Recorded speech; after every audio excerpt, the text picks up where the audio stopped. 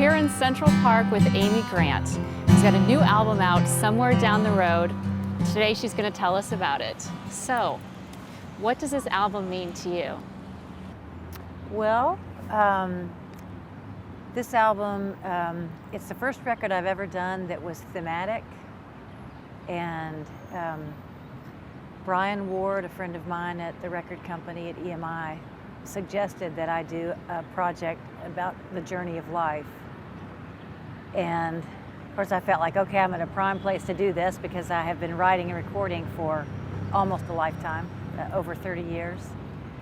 And so we just selected a couple of really old songs and a lot of new material, and we tried with the sequence of the record to just paint a picture of life.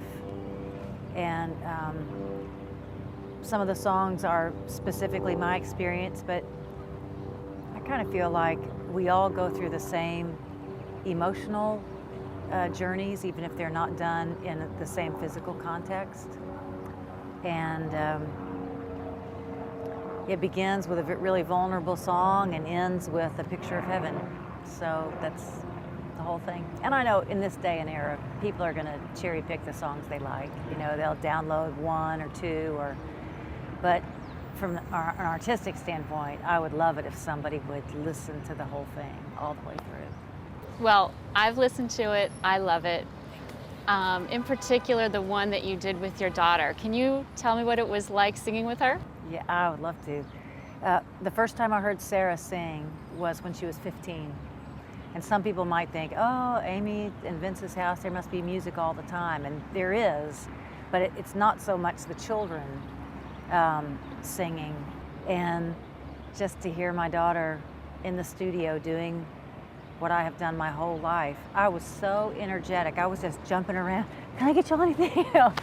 And I finally thought, I'm going to drive them nuts. I need to just walk out because I was, wow, you know. She's got such a beautiful voice. Thank you. But yeah, and that was another theme that I noticed in the album was passing down of wisdom from a grandmother to then you, yes, and then you to your kids. Why was that an important message for you?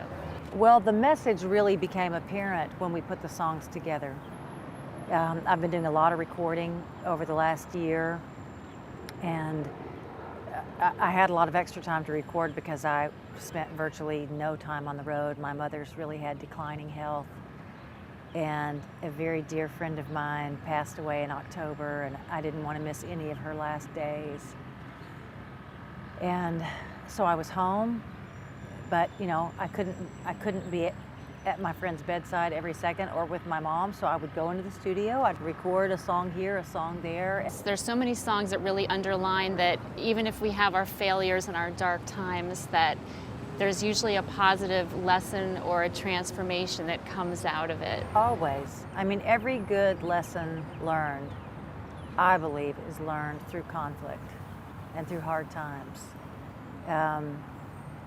And it's like when we see our children going through tough times, you know.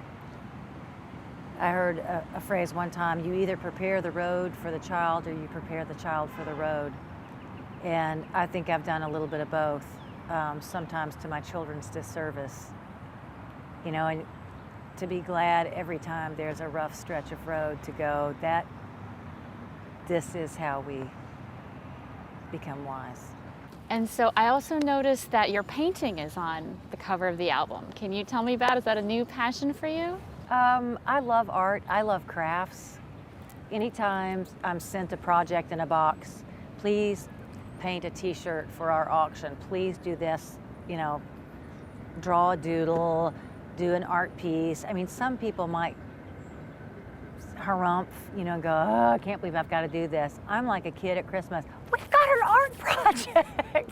As you mentioned that part of the songs were from your past, were written in the 90s, the mid-90s. Right. What was it like to revisit those again?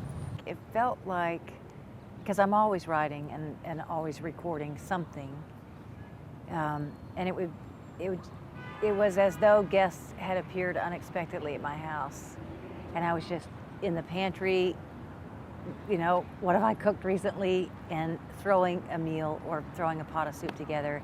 and it just worked.